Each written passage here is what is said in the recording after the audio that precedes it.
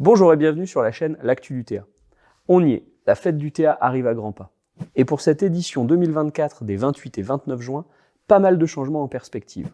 On fait le point avec Adrien, le nouveau coordinateur de l'événement, et avec Marilyn, bénévole à l'organisation. Restez bien jusqu'au bout, on vous fait gagner vos places comme chaque année. Mais avant ça, on vous invite à mettre un pouce bleu, à partager cette vidéo sur vos réseaux sociaux et à vous abonner à la chaîne. Allez, place aux copains.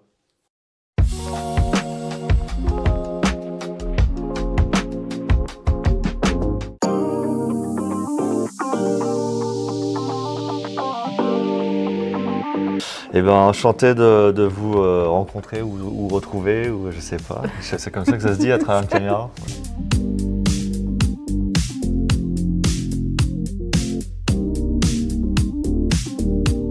Ah, il y a des petites questions, je vais t'en dire quelques-unes. Ok, c'est sympa. Pas de souci. Donc l'édition 2024 de la fête du travailleur alpin, c'est où déjà et c'est quand accessoirement? Alors là, ce qui est pas mal, c'est qu'on change un petit peu le lieu. On avait fait 2 ans à l'Esplanade et là, on va à Saint-Égrève.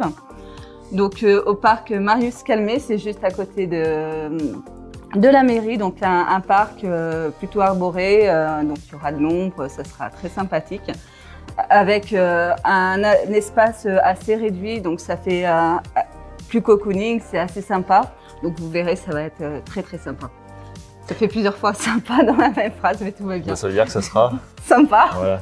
C'est à toi de poser les questions maintenant, c'est ça qu'on avait dit. Oui, parce que je pense que tu es le mieux placé pour répondre. C'est côté musique. Côté musique. Cette année, ça donne quoi? Alors, côté musique, peut-être qu'on va reprendre un petit peu la question plus largement, c'est-à-dire que, exceptionnellement, en tout cas, c'est la première fois que ça se passe dans l'histoire de la fête du travailleur alpin. En tout cas, cette année, il y aura une troisième soirée pour la première fois qui aura lieu le 14 mai sur le campus à la salle Eve, que les gens de Grenoble connaissent bien. Voilà, on voulait ouvrir une troisième soirée à un autre vecteur que la musique. Donc cette année, on va passer le documentaire de Gilles Perret qui s'appelle Nos jours heureux. Ensuite, on attaque le 28 juin par une soirée un peu plus traditionnelle, donc plus connotation rock. On a des groupes locaux, par exemple Pell, qui est un groupe de ska punk, on va dire, qui passait à la Bichur il y a pas longtemps, qui nous a invités à venir les voir, c'était très cool. Ensuite, on a les Coureurs de Rempart, groupe très connu à Grenoble. Ensuite, on a Los Tres Puntos, qui vient de Paris, qui est un gros groupe de ska punk qui, ça fait 30 ans, qui tourne en France et ailleurs en Europe, voire dans le monde. Et puis Opium du Peuple. Opium du Peuple, j'y ai arrivé. Opium du Peuple, pareil, groupe un petit peu mythique de cette scène alternative française. Et le lendemain, on dédie la journée en entier, on va dire, à une thématique, un petit peu les luttes pour les droits des femmes. Donc on va dire au niveau programmation musicale, la prog elle est féminisée sur la grosse scène. Donc on attaque cette soirée sur la grosse scène avec la Papa Caliente, qui est un groupe de musique latine et salsa de Grenoble. Ensuite on enchaîne avec Astroficus. C'est de la musique un peu afro-jazz, fusion, world quoi. Voilà, c'est hyper agréable à écouter, à voir en concert, c'est génial. Et puis on va finir par de la musique un petit peu plus, je dirais pop, punk, un peu, voilà, avec une petite jeune Kalika. Et puis on a également un groupe qui vient de Fontaine, To X. Voilà, c'est la scène fontainoise qu'on a à l'honneur. Fontaine en force au corps. Exactement.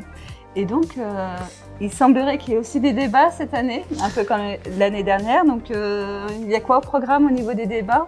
Et pour rebondir sur ta question, c'est parfait parce que voilà, on disait que c'était la journée du samedi, c'est une journée qui est dédiée un petit peu aux luttes pour les droits des femmes. Donc il y a sur l'espace débat, il y a un créneau qui leur est réservé. Voilà, ça s'appelle lutte de femmes, lutte de classe.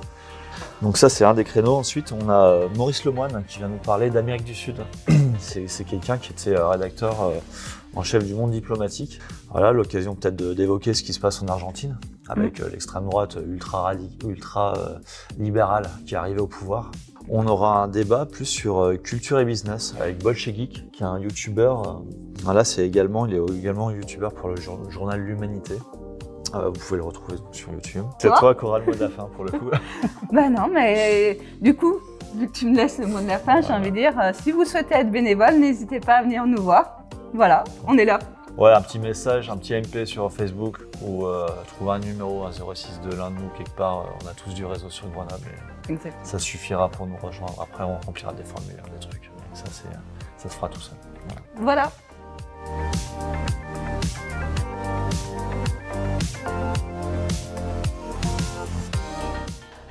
Une belle édition en perspective. Encore merci à toutes celles et ceux qui s'engagent en tant que bénévoles pour rendre tout ça possible.